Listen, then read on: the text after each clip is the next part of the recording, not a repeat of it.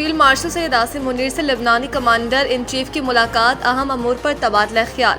پاک فوج کا شعبہ تعلقات عامہ ISPR کے مطابق GHQ آمد پر لبنانی کمانڈر ان چیف کو پاک فوج کے چاق و چوبند دستے نے گارڈ آف آنر پیش کیا، جس کے بعد جنرل روڈولف ہائیکل نے فیلڈ مارشل سید عاصم منیر سے ملاقات کی، جس میں باہمی دلچسپی کے امور، علاقائی سیکیورٹی صورتحال اور دفاعی تعاون پر تبادلہ خیال بھی کیا گیا۔ ISPR کے مطابق دونوں شخصیات کی ملاقات میں پاکستان اور لبنان کی مسلح افواج کے درمیان پیشہ ورانہ روابط اور تربیتی تعاون بڑھانے پر اتفاق کیا گیا۔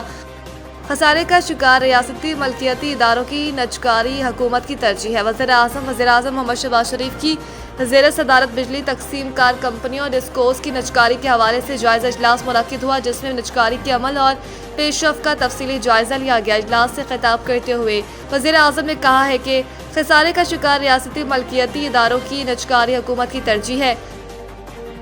افغان طالبان TTP اور BLA کے خلاف ٹھوس اقدامات اٹھائیں۔ پاکستان اقوام متحدہ میں پاکستان کے مستقل مندوب عاصم افتخار نے سلامتی کونسل میں افغانستان کی صورتحال پر اجلاس سے خطاب کرتے ہوئے کہا کہ پاکستان نے انسانی ہمدردی، سیاسی روابط اور تجارت کے لیے متعدد اقدامات کیے۔ طالبان حکومت سے خون ریزی ختم ہونے اور امن کی امید تھی۔ عاصم افتخار نے کہا ہے کہ امید تھی طالبان وعدوں کی پاسداری کرتے ہوئے ذمہ دار انتظامیہ بنیں گے اور کالعدم TTP BLA داعش کے خلاف کارروائی کریں گے۔